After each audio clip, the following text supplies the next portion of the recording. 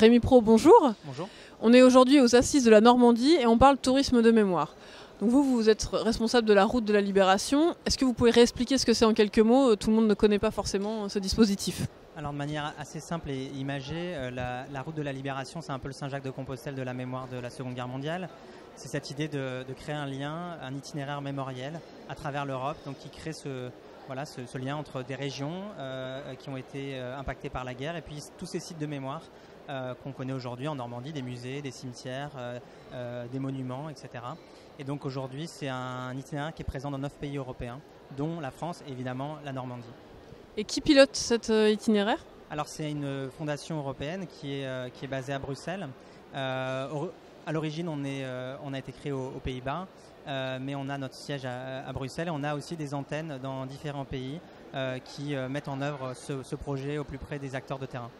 Alors donc on est ici en Normandie. Quelle place particulière ou pas prend la Normandie dans cette route de la Libération? Alors la Normandie et la région Normandie est un des membres fondateurs de ce projet. À partir du moment où il y a eu la volonté de développer cette initiative, sans la Normandie, ça ne se serait pas fait. Donc à partir du moment où la Normandie a dit oui, c'était en 2011-2012, on a pu lancer la création de cette idée. Donc la Normandie est évidemment une place essentielle en tant qu'acteur et tous les acteurs du territoire, mais aussi en tant que modèle. Et je pense que c'est important de le dire, c'est que la Normandie fait office de modèle pour de nombreuses régions au niveau européen. Beaucoup disent je voudrais être la Normandie de l'Italie, je voudrais être la Normandie des Pays-Bas, parce que c'est un modèle à la fois en termes de musées, en termes d'offres pour les visiteurs, et c'est aussi un modèle en termes d'organisation, de structuration de la filière touristique. Et qu'est-ce qui fait cette exception-là? Comment vous expliqueriez cette exception? Alors, la première raison, c'est que la Normandie a démarré très tôt. Des musées ont été créés juste après la Seconde Guerre mondiale.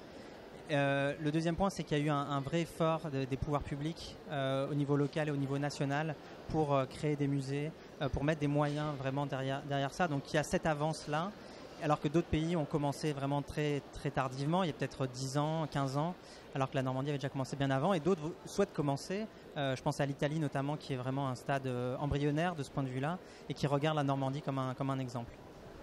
Alors, on est dans l'année du 75e anniversaire du D-Day. Est-ce qu'il y a des choses de prévues, j'imagine, mais quelles sont-elles sur la route de la Libération? Alors évidemment, il y a des milliers d'événements qui vont être organisés à travers l'Europe en 2019, en 2020. Nous, ce qu'on a souhaité faire, c'est de créer une campagne qui s'appelle Europe Remembers, donc l'Europe se souvient. Et donc, c'est l'idée d'avoir une plateforme unique en 6 langues, où on pourra retrouver l'ensemble des événements qui seront organisés pendant ces 2 années, soit des commémorations, des expositions, des conférences, des concerts, etc. Donc voilà, sur un site unique, avec aussi des offres touristiques offertes par des guides touristiques, par des tours opérateurs, pour être en quelque sorte une forme de guichet unique de ces commémorations. Donc la région Normandie fait partie des initiateurs de cette campagne. Et donc on souhaite après pouvoir communiquer au plus large, et notamment en Amérique du Nord, puisque pour eux, l'Europe est peut-être un élément unique, une destination unique, et donc on souhaite les toucher et leur expliquer qu'il y a la Normandie, c'est très important, mais il y a aussi d'autres pays, d'autres commémorations, d'autres événements intéressants auxquels assister.